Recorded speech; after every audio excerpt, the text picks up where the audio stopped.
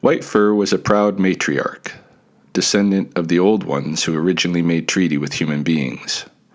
Many species who depended on the beaver for their welfare, everyone from the frogs to the loons and bison, joined white fur's ancestors in negotiating that agreement, back in the long ago era when dogs were first domesticated. They resolved that the various animals would share aspects of their knowledge with the human newcomers, their ways of hunting and gathering foods, making shelter, procuring medicines, raising children, and protecting themselves against predators and enemies. In turn, the human beings would respect all of them as elders and strive to coexist peacefully, only killing for need of food. This was the origin of Ksisskstaki, the beaver medicine bundle, a foundation for what would become the Blackfoot way of life. White fur could never have imagined the violent and uncertain future her descendants would eventually face.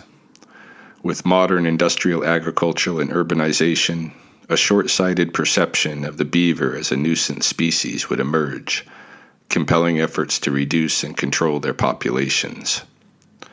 But in White fur's day, the humans still honored their bundle treaties and looked up to these animals as the preeminent model for both ethical and adaptive living.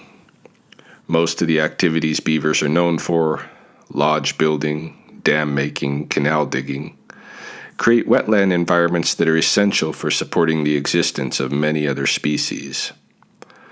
The Blackfoot held this ecological synergy in such high regard that there was an absolute taboo against eating or injuring beavers. Anyone seeking to harm them in Blackfoot territory, including American and Canadian fur trappers supplying felt for the fashion industry of the 17 and 1800s, might be met with armed resistance. When White fur and her husband first established their home, the stream they utilized was shallow and only seasonally running. There was a small aspen grove that they could access at some risk, and sparse willows and reeds along the water's edge. But over the years, as their family grew, the stream was transformed. With the construction of a few dams and canals, the beavers were able to expand their waters and safely access more of the surrounding resources. At the same time as their water quantity increased, so too did its quality. The dams reduced their stream's velocity, slowing erosion and sediment flow while allowing for more groundwater storage. Soon they had a decent pond year-round. The increased water table aided in establishing and maintaining a greater diversity of riparian vegetation and wildlife. Terrestrial plants that were flooded out by the new pond formed a nutrient-rich sediment that resulted in more aquatic insect biodiversity and biomass. This in turn fed an abundance of birds and fish, the latter of whom also benefited by the colder temperatures available in the deeper waters provided by the canal system. In addition, the sediment that deposited behind their dams served as a filter, purifying the waters to be 10 times cleaner than they had previously been. White fur and her family had landscaped a little paradise that their whole community could enjoy. Even with the enriched vegetation that beaver ponds typically engender, sometimes food resources can become diminished. Older ponds may go through cyclical successions as willow and aspen communities emerge from wet meadows and then eventually get harvested again. This was the reality White fur took note of one summer as she made her rounds through the family's ponds. They had lived on that section of stream for more than a decade. She was middle-aged and had given life to several broods of children, between 2 and 4 kits at the beginning of most summers. When they matured at around 2 years old and moved out to find mates of their own, some of her offspring established lodges close by and gave White fur grandchildren and great-grandchildren. But the growth of this broad family came at an expense. White fur swam and looked around at the stumps of all the woody plants they had fell, observing how the roots beneath each one had sent up dozens of new saplings. Eventually, the forest and willow groves there would be thicker than ever before because of their work. But it would take a few years for that to mature. Examining what foods remained, White Fur saw that the reeds were a little diminished, but most of the other plants they liked to eat the greens and roots of earlier in the season were in abundance. It was the trees and brush of their late season harvest that were becoming sparse. White Fur estimated that her family could pass one more winter there. Then they'd need to at least temporarily move. White Fur's oldest son, Loud Slap, who had a wife and family of his own, volunteered to scout out a new stream for their clan to relocate to. It was a dangerous mission, not one that White Fur wanted him to make.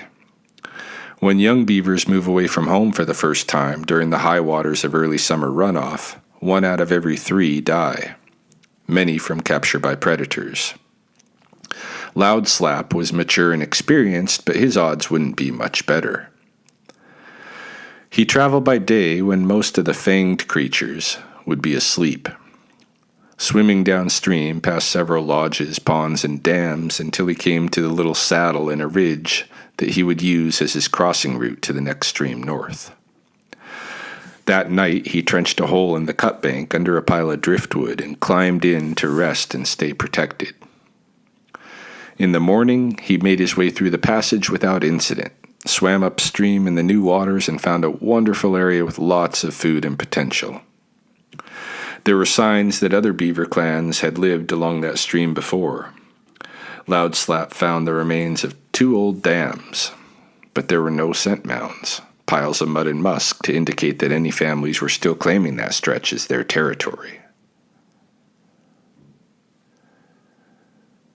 During his return journey through the pass, Loud Slap was careful to move swiftly between patches of buckbrush and clumps of long grass. He would stand up and sniff around whenever he reached one of these sources of refuge. Near to his home stream, Loud Slap stood up at a grassy tuft and observed to his horror a pair of coyotes jogging in his direction. He immediately dove down into the grass and lay perfectly still. If the coyotes crossed his trail, they would no doubt catch his scent, track him down, and eat him. But Loud Slap was fortunate. As he lay still and quiet, the coyotes passed harmlessly in front of him. He waited for them to amble up the ridge out of sight, and then proceeded with haste to the southern stream. When Loud Slap returned to his mother's lodge, a meeting was held so that all could hear of his discoveries. White Fur and the rest of the family were pleased at his description of the new site and its resources. As they worked in the coming moons to reinforce their lodges, change out their sedge beddings, and gather their winter food caches, most of them daydreamed about the relocation to come. Unfortunately, it was not the best time to be distracted by such imaginings. Since the woody plants around their current pond had become so scarce, the beavers were forced to take risks, coming farther ashore than normal to gather what they needed. As a result, 5 members of their clan were killed by predators before the ice arrived. Once their pond was sealed over by the freeze, the beavers were able to access food from their caches safely underwater, returning into their lodges to eat. The lodges themselves, in their clay and wood construction, were solidly fortified against even the strongest diggers like bear and badger. Many a predator would come to investigate the smell of beaver breath and bodies drifting from the chimney holes in the roofs of their lodges, but they couldn't get at them. The beavers would be safe in their homes and routines all winter, never hibernating nor entering torpor. When the ice eventually broke again, each beaver household selected a male member to surface, greet the sun, and announce their survival through another winter. This was an honored warrior's role, being the first to dive out. The same beavers who held this duty were also charged with visiting each of the scent mounds around the pond that the family used to mark their claims. The first divers of White Fur's clan that year were extra vigilant in making sure that dozens of established mounds were infused with fresh musk, and that new mounds were constructed as needed to fill gaps in the perimeter. They were not planning to abandon their established ponds long term and didn't want anyone moving in during their absence. When the grass grew high enough to conceal their passage, all but the nursing mothers of White Fur's clan migrated to the new northern stream without harm. There, while occupying mere cutbank burrows, they built a dam over the course of 2 moons. Then the mothers and grown kits came to join them in constructing winter lodges on top of the best of the cutbank burrows, trenching deep pools in front of them and submerging food caches for the next freeze. White Fur's clan grew significantly in the new location over the next 2 winters. Going into their 3rd summer at the site, it was decided that the young single males from their clan would once again traverse the ridge to access the southern valley. They would visit the families downstream of their old pond and look for wives, telling the bachelors of those households to come visit their new site and marry some of their sisters in turn. So it was that a group of young beavers set off from White Fur's pond one day and never returned. This in itself was not unusual. Young beavers out to establish new relationships and households will typically move 10 to 15 kilometers distant from their natal lodge, and sometimes as much as 200. Most never have cause to return. However, after several sleeps had passed since the group of young men departed and not a single bachelor from the southern valley had arrived in turn, White Fur grew concerned that her grandchildren hadn't survived long enough to convey the invitation. Once again, Loud Slap volunteered to investigate, letting White Fur know that he would return within 4 nights. When he did come back, it was with terrible news. The young men from their clan had been discovered and killed by a pack of coyotes just before reaching the southern stream. Loud Slap saw their half-eaten bodies himself. When he visited some of the lodges of the lower ponds to inform them of this news and share his grief, he also learned that a clan from a more southern valley, led by the matriarch Strong Dam, had moved into their fallow meadows, harvesting the new willow and aspen before it had a chance to mature. This was very troubling.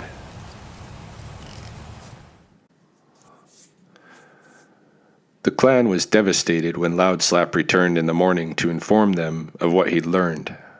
In their grief and aggrievement, the surviving adult males and non-nursing females set out at once toward their old pond, intent on evicting the intruders. They were led by White Fur herself, who was enraged by the usurpers. She had heard stories of Strong Dam's leadership previously and so always presumed her to be as mature and knowledgeable a clan mother as herself.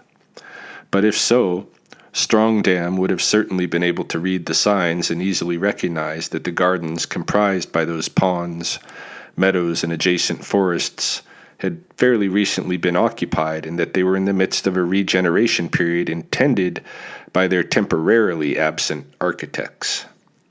White Fur could only assume that Strong Dam was harvesting their resources out of desperate thievery or malice. Neither could be tolerated. But evicting an entire clan from their ponds would not be easy. White Fur would need all the help she could get. So, after they'd crossed the ridge and began swimming up the southern stream, White Fur appealed to her single granddaughters to stop and look for husbands at each of the lodges they passed, challenging any would-be suitors to prove their worth by joining in their efforts at the upper ponds. Many young men were recruited in this manner.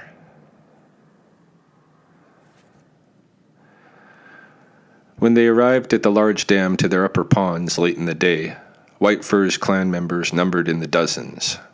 We know this because a human being named No Otter happened to be sitting on that dam at the time, fasting and seeking to receive a spiritual gift, maybe even something from the beavers. No Otter was witness to all that happened that evening. When White Fur climbed up the dam and encountered him, she spoke to him in a dreamlike manner, telling him to sit quiet unless he thought their clan was in trouble, and only then to intercede. No Otter did what he was told and watched as White Fur's clan passed over the dam and swam to meet the members of Strong Dam's family who were harvesting along the shorelines. Fights ensued, and soon the water was boiling with brawling beavers. Eventually, though, Strong Dam's members were compelled to retreat. Many of these, beaten and wounded, passed by No Otter as they went. White Fur instructed her newlywed granddaughters to remain there at the upper ponds with their husbands, to live there and defend it, All of the others returned to their new pond on the northern stream. No Otter was invited to travel with them, and he remained with Whitefur for a time, being transferred several sacred beaver songs and a chewed stick that he later used in ceremony and doctoring. As we progress further into this modern era of fossil fuels, industrial agriculture, global food trade, and rapid climate change, it might be a good idea to follow No Otter's lead in consulting the beavers about some of our current predicaments. We may find that in the face of global warming, their presence becomes a tremendous gift in helping us retain water during periods of drought. We already know that their ponds play a role in sequestering carbon. In water downstream from beaver ponds, there are 50 to 75% fewer suspended solids and up to 23% less carbon. Beavers are a keystone species in that they have a disproportionate impact on their ecosystem compared to other animals. They are also a foundation species in the ways that they are primary producers that the existence of many plants and animals depend on. Approximately 80% of Alberta's fish and wildlife use the riparian areas sculpted by beavers for part, if not all, of their life cycle requirements. To what extent are we human beings dependent on them as well? How can we improve our relationships with the beavers in urban and agricultural areas where our short-term economic and engineering interests sometimes come in conflict with their embodied ecological wisdom?